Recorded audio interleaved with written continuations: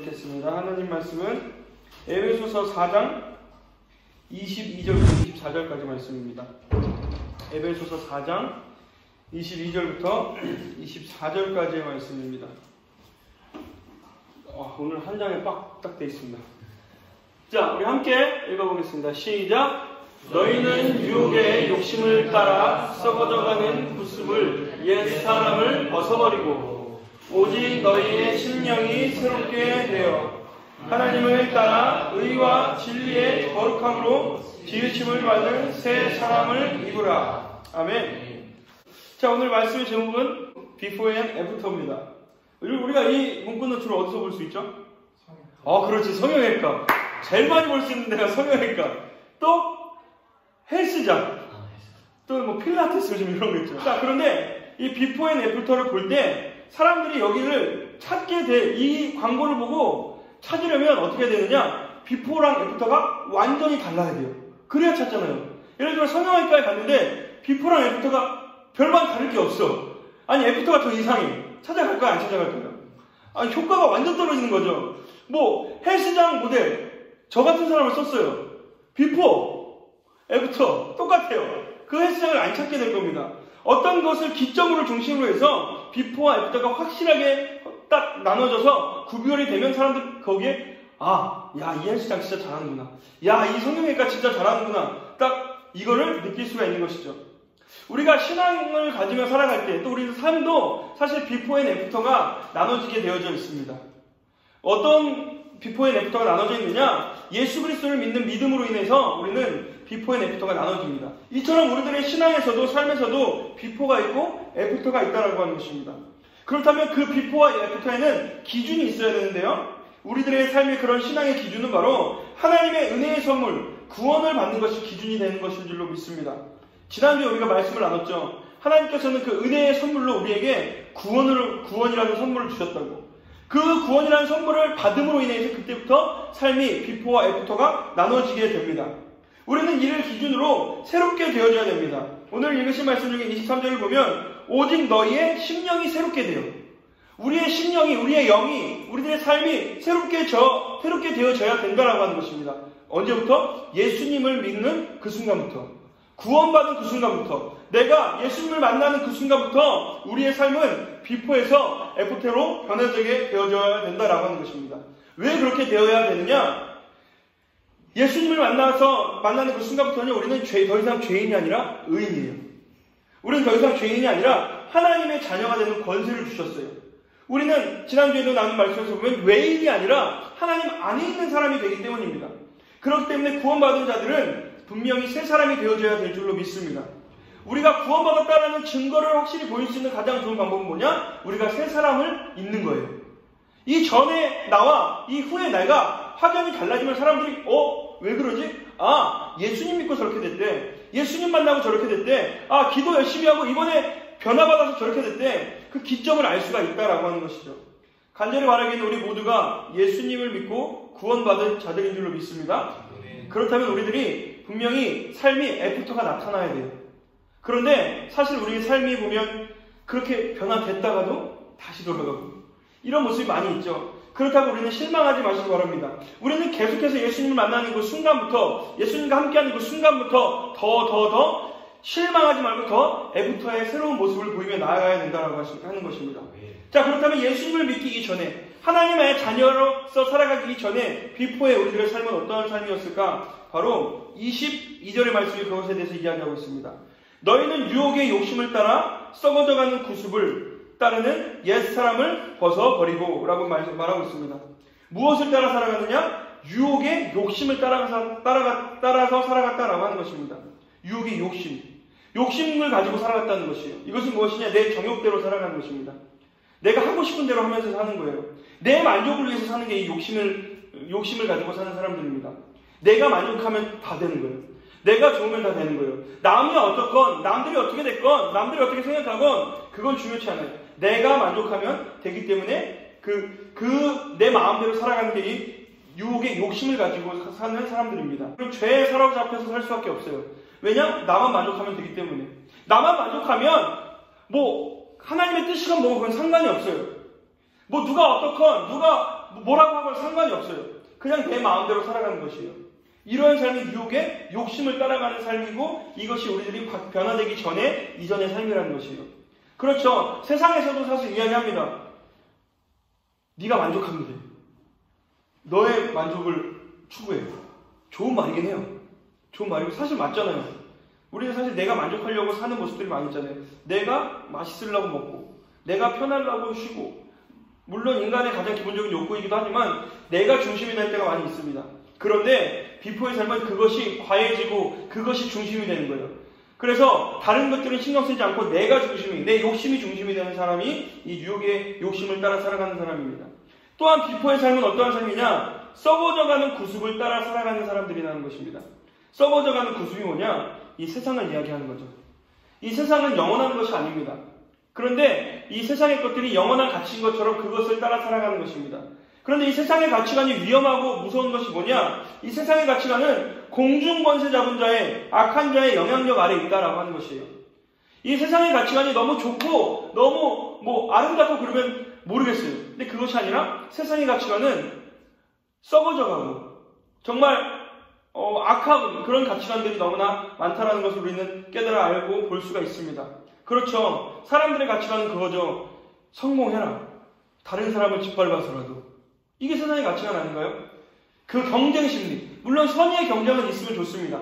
그러나 내가 살려면 다른 사람들을 어떻게 해서라도 내가 살려고 하는 거예요. 속이더라도. 다른 사람을 속이면서도. 세상의 가치관에서는 그런데 이런 것들이 아무것도 아니라는 것이에요. 괜찮아 라고 이야기해요. 이게 이러한 것들에 사로잡혀 살아가는 삶이 바로 우리들의 이전의 삶입니다. 예수님을 만나기 이전의 삶이 그렇다는 것이에요. 그러나 우리는 예수님을 믿는 그 기점을 통해서 예수님을 믿는 그 순간부터 우리는 분명히 변화되어야 될 줄로 믿습니다. 그러면 구원받아 새로워진 우리는 어떠한 모습으로 살아가야 되느냐? 새 사람을 입어 살아가야 된다라고 이야기하고 있습니다. 새 사람을 덧입는 겁니다. 이전에 내가 아니라 이제는 새로운 사람의 옷을 내가 입는 것이에요. 존재 자체가 바뀌어지는 것이에요. 그냥 똑같은 죄인의 모습이 아니라 하나님의 자녀로서 우리는 존재 자체가 바뀌어지는 겁니다. 그러면 어떻게 살아가느냐? 하나님을 따라 살아가게 됩니다. 삶의 가치관의 중심이 하나님이 되어집니다. 먹든지 마시든지 무엇을 하든지 다 하나님 영광을 위하여 살아. 이게 진짜 가치관이 되어진다는 것이에요. 왜 하나님을 따라 살아가야 될까요? 왜 하나님이 내 삶의 가치관이 되어져야 될까요? 하나님은 우리를 창조하신 분이기 때문이에요. 나를 가장 잘 알고 계신 분이 하나님이시기 때문이에요. 우리가 이것을 알기 전에는 예수님을 만나고 이 사실을 알기 전에는 나를 위해서 사는 것 전혀 이상하지 않아요. 나만을 위해서 사는 것, 내 만족을 위해서 사는 것 너무 좋은 일인 것 같아요. 그런데 우리가 예수님을 만나고 하나님이 내 삶의 주인인 것을 깨달아 알면 내 삶을 위한다면 우리는 더 사랑해야 될 분이 있어요. 바로 하나님이시라는 거죠. 정말 나를 사랑한다면, 내 삶이 바르게 가길 원한다면 나를 창조하신 하나님을 따라 살아가는 게 진짜 우리들의 참된 가치관인 줄로 믿습니다. 우리는 하나님을 따라 살아가야 됩니다. 삶의 기준이 하나님이 되어져야 됩니다. 먹든지 마시든지 무엇을 하든지 다 하나님 영광을 위하여 살아가야 되는 사람들이 구원받아 변화되는 사람들인 줄로 믿습니다. 우리가 그렇게 살아갈 수 있길 주의 이름으로 축복합니다. 우리가 정말 우리를 사랑하고 내 자신을 사랑하고 정말 내 모든 걸 사랑한다면 하나님께 맡기십시오. 하나님의 기준대로 살아가 보십시오. 그러면 우리가 진짜 행복할 수가 있습니다. 그리고 하나님 안에서 우리가 참된 나를 발견하고 참된 우리들의 삶의 방향성을 찾아 알아갈 수가 있는 줄로 믿습니다. 우리 지난번에 찬양인도 할 때 그런 찬양을 한 적 있죠. 요게벳의 노래 한 적 기억나시죠? 그 가사에 보면 너의 참부모이신 하나님께 모든 걸 맡기고 바라라 라는 그 가사가 있습니다. 요게벳이 그 모세를 뭐야 이거 바구니가 자꾸 생각나요. 바켓스가 생각나가지고 죄송합니다. 자, 바구니에 띄어 보내면서 그 심정을 노래로 만든 게 그건데요. 그거죠. 참 부모이신, 내가 부모이기도 하지만 참 부모이신 하나님께 맡기는 겁니다. 우리 소중한 우리들의 삶, 또 우리들의 자녀, 우리들의 친구, 우리들의 부모님, 내가 책임지기보다는 하나님께서 책임져 주실 때 가장 행복의 길을 우리가 갈 수 있는 줄로 믿습니다. 왜냐? 하나님께서 창조주이시기 때문입니다. 하나님을 따라 살아가는 사람들이 그렇게 애프터의 삶, 변화된 자의 삶입니다. 또 한 가지, 변화된 삶은 어떠한 사람의 삶의 모습이 나타나느냐? 의와 진리의 거룩함으로 지으심을 받게 된다라고 하는 것이죠. 이것은 무엇이냐? 쉽게 말해서 이겁니다. 예수님을 믿고 구원받아 하나님과 함께할 때는 하나님을 닮아 살아갈 수가 있게 되는 것입니다. 하나님의 가장 중요한 속성 중에 하나가 뭐냐면요, 거룩함이에요. 거룩함. 거룩함은요, 흠이 없음을 이야기해요. 흠이 없는 것이 거룩함입니다. 거룩하신 하나님을 닮아 우리도 거룩하게 살아가야 될 줄로 믿습니다. 하나님께서는 말씀하십니다. 내가 거룩하니 너희도 거룩하라. 우리가 그 하나님 따라 거룩하며 나아가야 된다라고 하는 것이죠. 우리는 이 세상 가운데 거룩한 존재로 다시 태어난 것입니다. 죄 가운데 있던 우리가 예수님을 믿음으로 인하여서 그 십자가의 보혈의 피로 인하여서 우리는 새로 지으심을 받은 거예요. 새롭게 태어나는 겁니다. 이걸 거듭남이라고 이야기하고 있고요. 우리는 그로 인하여서 거룩한 하나님의 자녀로서 살아가면 되는 것입니다. 변화된 우리는 그렇게 살아가야 될 줄로 믿습니다. 변화된 우리는 하나님을 따라 살아가고 하나님처럼 거룩하게 살아가는 수 있는 우리 모두가 되어져야 될 줄로 믿습니다. 그러나 이러한 모습이 사실 쉽지는 않죠. 어렵습니다. 엄청 어렵습니다. 너무 어렵습니다. 그러나 우리는 그 삶을 향해 더 노력해 나아가야 될 줄로 믿습니다. 그렇다고 해서 포기하는 것이 아니라 우리가 점점 더 노력하며 나아갈 때 넘어지더라도 다시 일어나서 다시 툭툭 털고 다시 회개하고 변화되고 나아갈 때 하나님께 우리가 어느 정도 보면 더 어느 날 우리들의 길을 딱 돌아볼 때 더 애프터의 삶으로 살아가고 있지는 않을지 여러분들 우리는 그 삶을 기대하며 나아갈 수 있길 주의 이름으로 축복합니다. 등산할 때가 그렇죠. 몇 번 말씀드린 적이지만 등산할 때 등산 좋아하세요? 저는 등산은 적당한 등산은 경포대 올라가는 정도가 가장 적당한 등산인 것 같은데 등산할 때 보면 너무 힘들어요. 어려워요. 그래도 해야 될 때가 있잖아요. 올라가요. 진짜 힘들어. 오이도 먹고 올라가요. 너무 힘들어. 어느 순간 딱 올라가서 힘든데 딱 고개를 들면 놀라운 광경이 펼쳐지죠. 너무 멋있어요. 그 뒤를 보면 내가 지금까지 온 길을 보면 와, 내가 이만큼이나 왔어? 여기서 이제 선택의 기로가 이제 선택의 기로에 서게 되죠. 더 올라가서 더 정상에 가보느냐, 아니면 이제 내려가서 이제 두부김치 먹으러 내려가느냐, 이제 선택의 기로에 있습니다. 그런데 거기까지 가면 그런 마음이 와, 내가 이만큼이나 왔어? 정상이 얼마 안 남았네? 점점 가보는 겁니다. 우리의 신앙생활이 그러하다라는 것이에요. 우리가 넘어지더라도 힘들고 어렵더라도 비포의 삶을 계속해서 살아가더라도 우리가 예수님을 믿고 변화되었다면 그 순간부터 다시 한 번 더 애프터의 삶을 살려고 노력하는 겁니다. 다시 한 번 더 새 사람을 입고 살아가려 노력해야 되는 우리들의 모습이 되어져야 될 줄로 믿습니다. 또 살다 보면 우리가 넘어질 때도 있어요. 연약하기 때문에. 그러면 또 하나님께서는 성령님께서는 우리를 부르신다는 것이에요. 그럼 우리는 다시 한 번 그 삶을 향해 나아가는 겁니다. 여러분, 우리가 그렇게 매일매일 노력하며 살아갈 때 우리들의 삶은 정말로 하나님을 따라 살아가고 하나님 따라 우리들도 거룩한 삶을 살아가고 있을 줄로 믿습니다.